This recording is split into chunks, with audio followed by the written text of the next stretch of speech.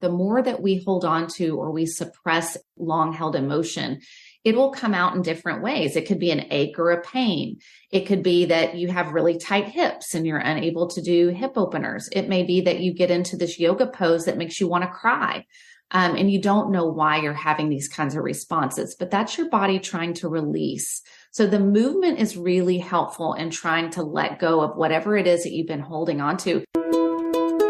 Hey there, you're listening to the Girls Talking Life podcast, and I'm your host, Johanna. If you're like me, you love time with friends. I always leave feeling encouraged, inspired to try something different, or I've learned something new.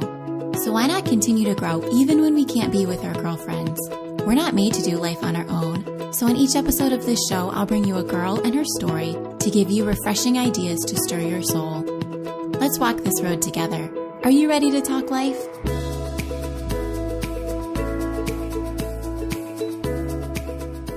Hey friend, you are listening to episode 110 of the Girls Talking Life podcast. If you are listening in real time, the week that this episode is released, my birthday is on Thursday. Would you help me celebrate by giving me the gift of a 5-star rating or writing a short review in Apple Podcasts? I currently, at this very moment, have 32. Help me reach 44, the age I'll be turning this week, by leaving a short review or giving me a 5-star rating. Thanks, friend. Today we're talking about overcoming anxiety with movement. Did you know that moving your body helps you let go of whatever it is you're holding on to at a cellular level, a muscular level, and even a mental level? Miranda Jo Davis joins me for a conversation about adding movement into our daily routines in order to ease anxiety. She says that movement can lower the stress hormone cortisol in our bodies and bring our minds back to the present moment.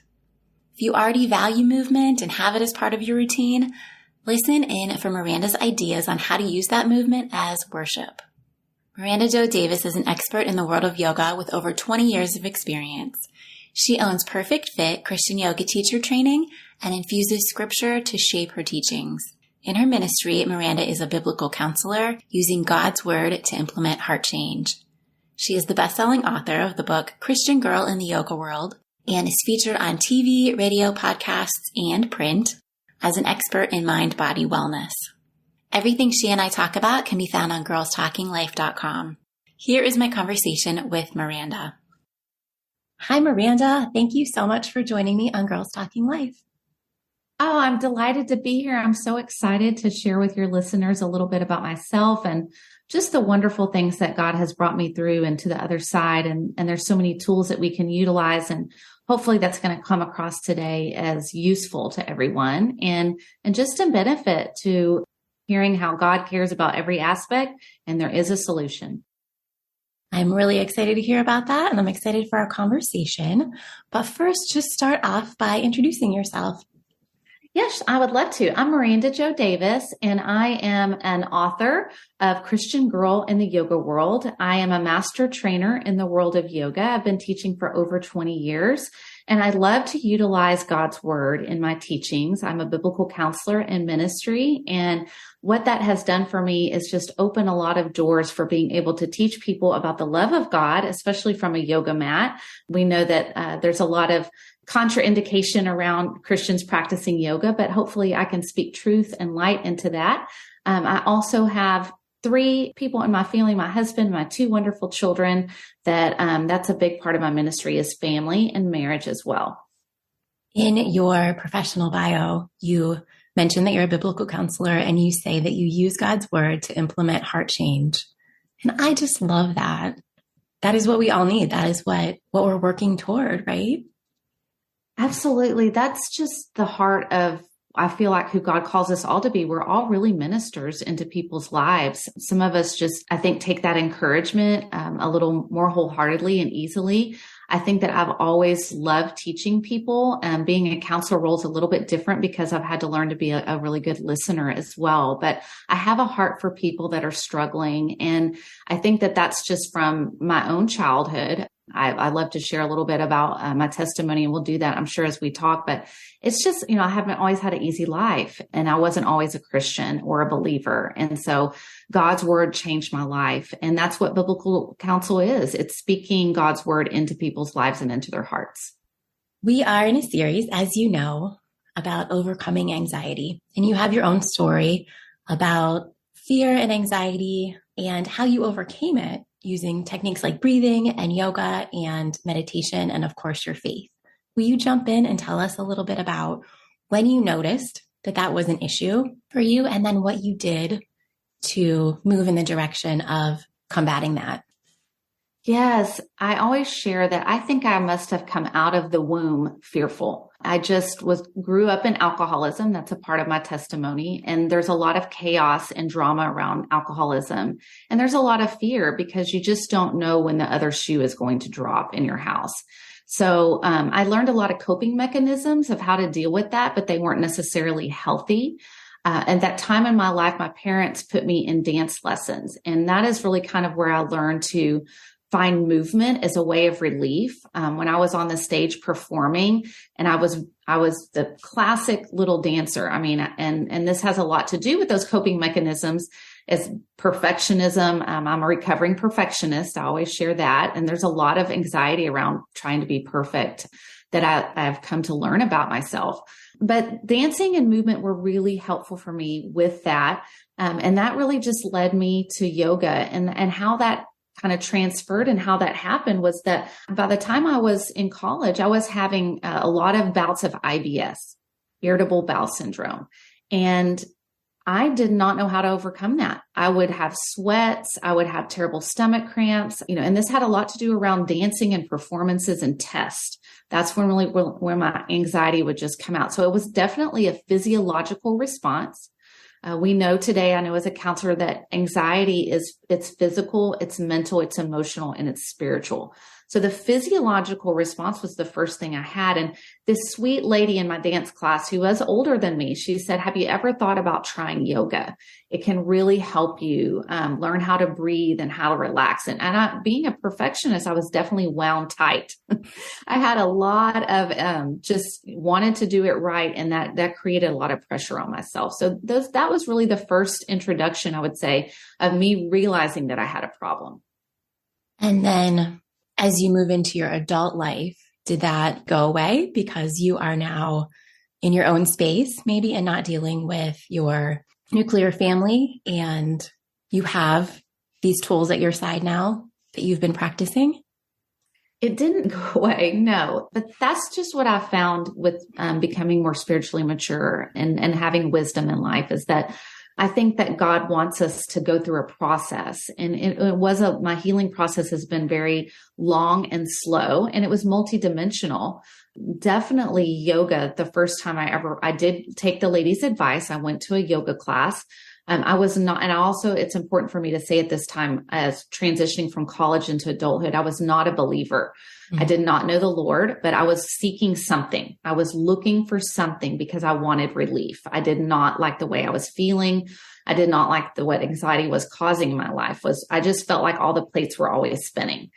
And I knew they were about to come down and crash, and sometimes they would, and I would try to pick them back up, and I didn't know how to put my life back together. So the yoga definitely helped. What I did not understand in the first yoga class is why at the end of class do we sit down on our mat, we lie down on our mat, and we're told to breathe and try to relax and try to do nothing. Like, that seemed so counterintuitive to my little brain that went 100 miles an hour all the time. Why are we just doing nothing here? So because I'm a recovering perfectionist, that was like, I'm going to come back and try to figure that out. I want to know what there is. Why are we doing this? So I was like, I'm going to understand a little bit more about the relaxation part. So that was probably my first tool, but there's been many more. Okay. So you mentioned this just a little bit earlier, but our minds and bodies are definitely connected. How does the movement of our bodies actually help our minds? Yeah. So it depends on what level we're talking about, but trauma is stored within our body. And a lot of the response to having anxiety is that we are having a trauma response to things that we've held on into our body. And we discuss this a lot in yoga training, that the more that we hold on to or we suppress long held emotion, it will come out in different ways. It could be an ache or a pain. It could be that you have really tight hips and you're unable to do hip openers. It may be that you get into this yoga pose that makes you want to cry. And you don't know why you're having these kinds of responses, but that's your body trying to release. So the movement is really helpful in trying to let go of whatever it is that you've been holding on to at a cellular level, at a muscular level, physiologically in your body, and a mental level. For a lot of people doing this type of movement, it's the first time that they've ever had acknowledged that there is something happening, because you have to be present. You can't check out in this, and especially in a mind-body class, because if you start to check out, you're going to fall on your face. There's balance work, there's breathing. And so you're just very present centered. And for creating that kind of awareness to release anxiety, it can be really empowering, but that can in itself be kind of scary, because you're like, what's happening here? Yeah. There's definitely something happening. I know for me, I will sit at my desk all day long. It is a job on a computer. And by the end of that time, I have a headache, or I just have some mind fog, or, a number of like smaller symptoms. And the next thing I do is I transition my day is get a workout in. Sometimes that's like weightlifting. Sometimes it's yoga. Sometimes it's walking. No matter what I do to move my body, I always feel better. That symptom is gone, and I usually have more energy to continue on in my day. That's beautiful, because the movement is also relieving that stress hormone of cortisol. Even just having a stationary job where you are sitting at a desk, your brain is firing all day long. And so what movement does is it takes our brain into another place. Our brain waves actually change. They get into more of a meditative state. We're getting out of our alpha and our thinking state into more of like a delta or a theta. So that's one thing that exercise does. And it brings you back into the moment, brings you back into mindfulness. And the mindfulness helps us connect to the different places in our body that are really requiring attention. So if you're sitting at your desk all day, for example, you may be getting a headache because the posture that you're holding, sitting upright, the way that your neck is being carried, your shoulders, and then having your arms extended to a keyboard. So all of it really is connected. I believe in mind, body, spirit. I believe that, we can't just do one thing. It really is an encompassing of all three. Your expertise is in the field of yoga, and this can be controversial for Christians who feel like yoga is more of a pagan practice. Am I saying that right? Would you agree? Oh, absolutely. Yes. Or that it's just evil, or it's demonic. I've heard everything, and that's okay. I know that there's many Christians that are well-meaning, that have an initial response to, that I would never be able to do that, or that's going to compromise my faith. But that is exactly why I wrote the book, Christian Girl in the Yoga World, Biblical Wisdom to Safely Navigate the Practice and Honor Your Faith. We as Christians through Christ, and tells us in Galatians 5:13, have been given freedom. We've been given freedom to explore many, many things here on this earthly life, as long as we don't sin. So there are sinful things that can happen in a yoga practice, especially in the traditional world. There could be false gods set before you. You could be unknowingly chanting things that are exalting false gods. You could be doing even positions or poses with your body that are named after other gods. But, God restores and redeems and can make everything work for his good and for his glory. And so just omitting so much of that, adding the scriptural component into it, exalting God from a mat, really gives us, for myself and other Christian yoga instructors, it's a ministry for a mat for us. It's a way to bring in and to save the lost. People who come to yoga are seeking something. So they're looking for some sort, just like I was looking for relief from my anxieties. But the people are looking for something, and it can be a way that they can look for Jesus and not even know it. Talk to me about some ways that you do implement faith into your practice. Well, I have a Christian yoga teacher training. It's called PerfectFit, and that's derived from Colossians 1:28. We proclaim him, admonishing and teaching in all wisdom, so we can present everyone perfect in Christ. And the reason why that's so important to me is because there came a time in my faith where I knew I could not keep being a master trainer for this worldwide yoga company. I used to travel all around the world and teach this particular curriculum that was traditional.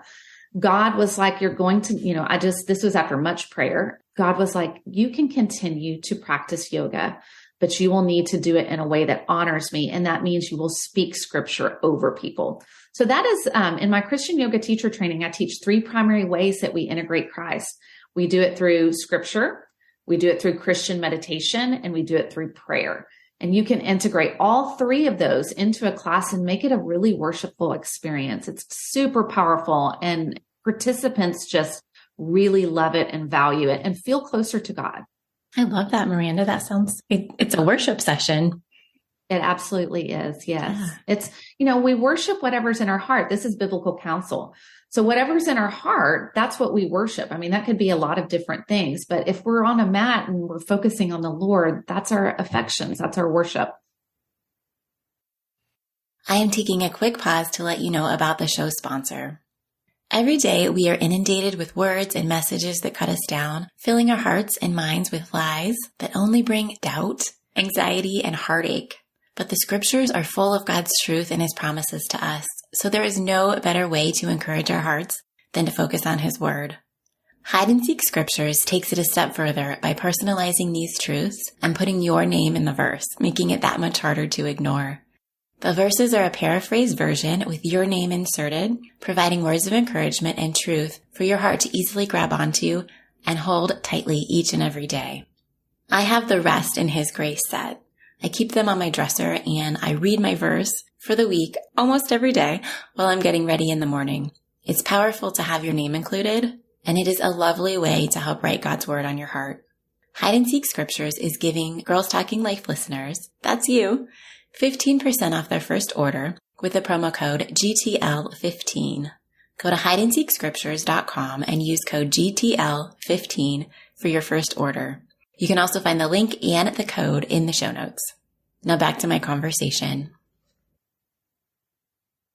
So we want to relieve our anxiety. We want to feel better on a daily basis. How do we incorporate movement in as the busy women that we are? Well, I'm a big believer in self-care. And so I think that putting ourselves at the top of the to-do list is very important. I have a love list. That's part of my recovering perfectionism, but I don't always cross everything off the list. I'll say that today, and that's good. That's grace for myself. But putting ourselves at the top of the to-do list, like something like movement, it doesn't have to be anything big. It doesn't have to be over the top. It doesn't have to be extraordinary. It doesn't have to be long. It's just moving. God made our bodies to move.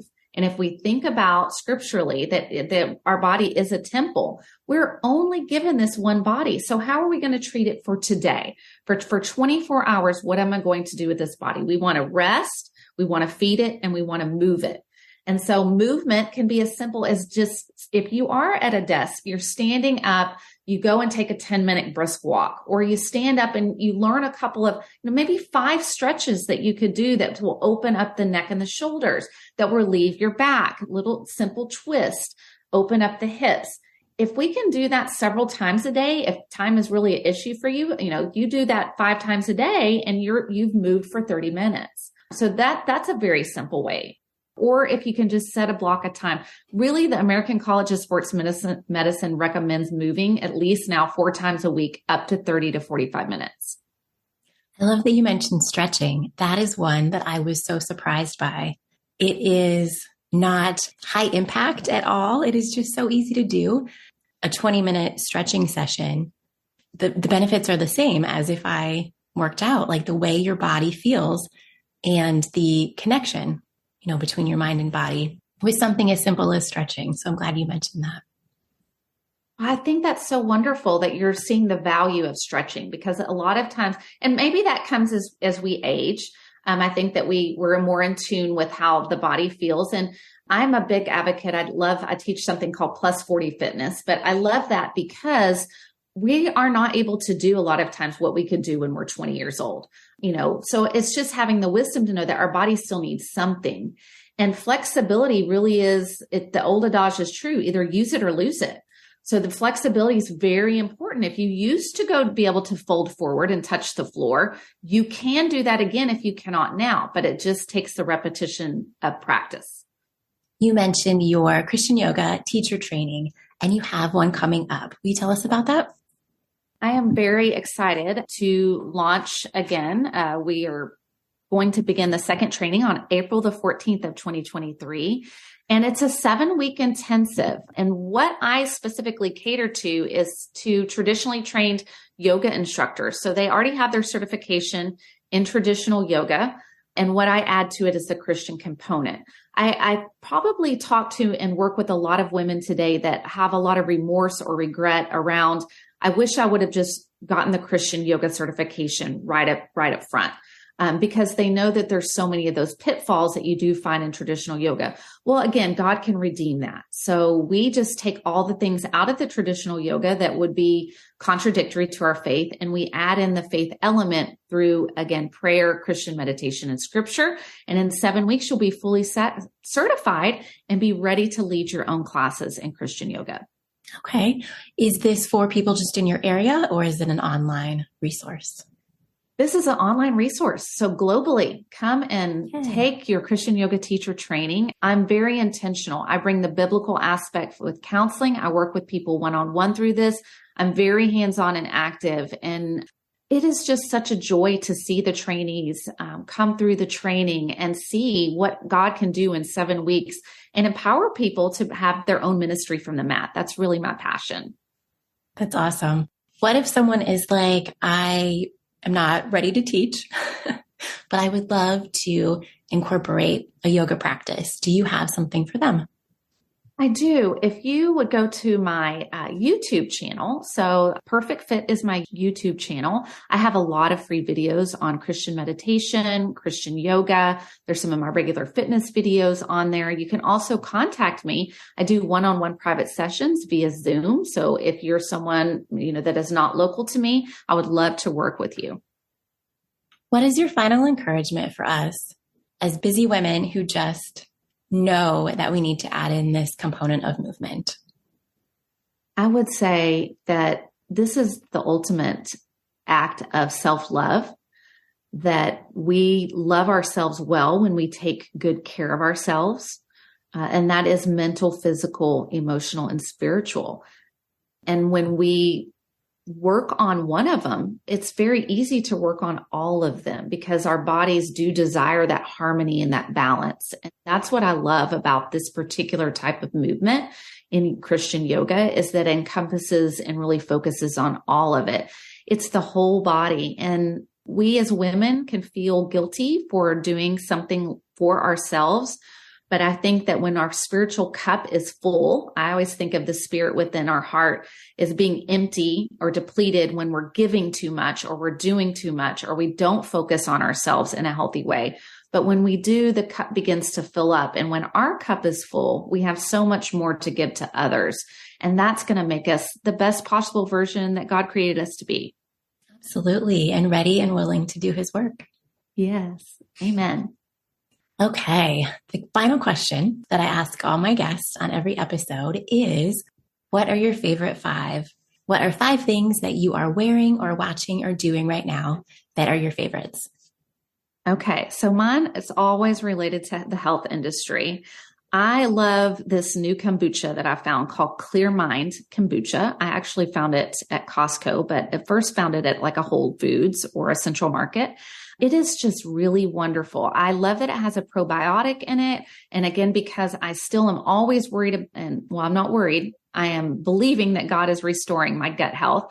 That is one way that kombucha does that. It has natural probiotics and prebiotics in it. So it's great for your digestive system. I also love an infrared sauna. That is really important for the whole mind-body aspect, is to be able to sweat. And I know a lot of women don't like to sweat, or they say they don't want to, but it's so important, ladies, to have a good lymphatic system to get all those toxins out of your body. And it really is a great place to go plug in your favorite music, just listen and enjoy. And it's very meditative and relaxing. Tell me more about the infrared sauna. Is that a specific kind and it needs to be that to be extra good for you? Yes. So it's infrared sauna is different than the wet sauna or a steam sauna. So infrared has a couple of different components in it. It has light therapy in it for one. So you can choose like, do I want energy boosting? Do I want calming? Do I want focus? So it has lights that actually go on that you can change the colors during. The infrared it's all about pulling out toxins. So it goes up to 140 degrees. My son asked me today if I was going to it, and he said, Mom, do you feel like that you have a fever when you go in there? And it's not like that. You do feel very warm, but it's warming in a way that is great to help release those toxins. But a lot of people do it for disease. So if you had respiratory distress or illness, if you had an autoimmune disorder, if you had anything going on in your muscles or your joints, it's the most wonderful healing thing I've ever added, but outside of yoga. Thank you. I have heard about there being different kinds, but I did not have all those details. So thank you. You're welcome. And they have now salons set up so that you can find one fairly easy in most areas today. Okay. So my next is green smoothies.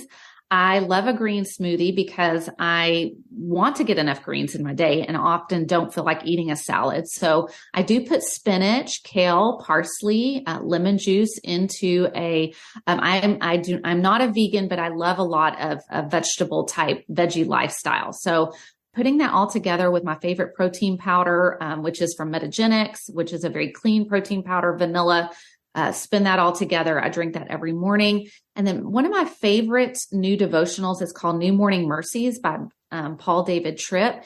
He is a wonderful biblical counselor. So this is in the biblical counseling world. It addresses the issues of our heart, which I think is so important. That's really what we always want to be looking at is, what drives us in life? What is our motivations? And do they align with God's will? So it's a wonderful way just to get in tune with the Lord. It's a quick read, but it's pretty powerful. And then my all-time favorite thing I would have to say is just putting on worship music. I'm really enjoying right now just listening to instrumental Christian music. I'm doing that for 5 minutes every day, just sitting still. Incorporate this from Psalm 46:10 to be still and know that I'm God, and just listen to the music and let my body rest. I think that's something that's very hard for me because I'm a doer. So it's a simple meditation. It's hard for me to sit still too. Miranda, thank you for sharing those. They are terrific. And thank you for coming on today. I love that you stepped into the space that God was calling you into to make your practice reflect Him. That is just brave of you and bold and faithful. And thank you so much for coming on and sharing your expertise with us. It was such a joy. I really hope today that just anyone who is out there that may be seeking something will seek Him first. And when we do, so much is given to us back.